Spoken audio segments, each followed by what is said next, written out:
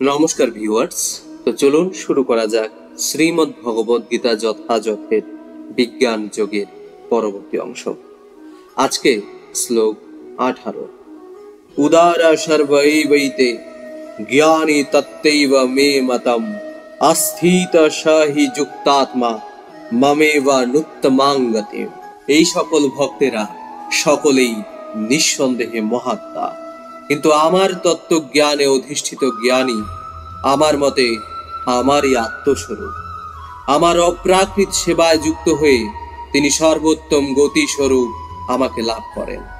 তাৎপর্য: ভগবত তত্ত্বজ্ঞানী ভগবত ভক্তেরা ভগবানের প্রিয়, কিন্তু এমন নয় যে ভগবান তার অন্য ভক্তদের ভালোবাসেন না।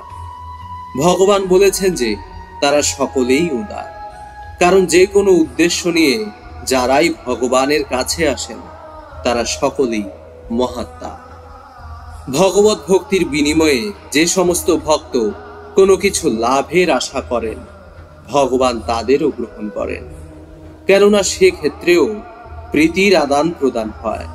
ভগবানকে ভালোবেসেই তারা তার কাছে কোনো বিষয় লাভের কামনা করেন, তারপর তার বাঞ্ছা পূর্তিজনিত সন্তুষ্টির ফলে তিনি ভগবত ভক্তিতে আরো উন্নতি লাভ করেন।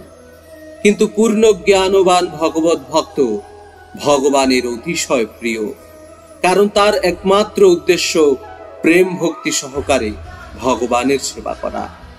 এই ধরনের ভক্ত ভগবত সান্নিধ্য বা ভগবত সেবা বিনা এক মুহূর্ত বাঁচতে পারেন না। তেমনি ভগবানও তার ভক্তের প্রতি এতই অনুরক্ত যে ভক্তকে ছেড়ে তিনিও থাকতে পারেন না।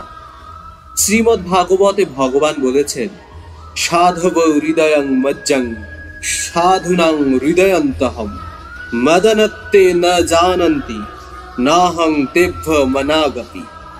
অর্থাৎ ভক্তেরা আমার হৃদয়ে সর্বদাই নিবাস করেন এবং আমিও সর্বক্ষণই তাদের হৃদয়ে বিরাজমান থাকি।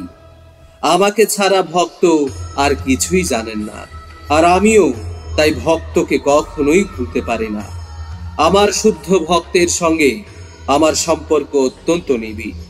পূর্ণ জ্ঞানী শুদ্ধ ভক্তেরা কখনোই পারমার্থিক সান্নিধ্য থেকে বিচ্ছিন্ন নন, তাই তারা আমার অতি প্রিয়।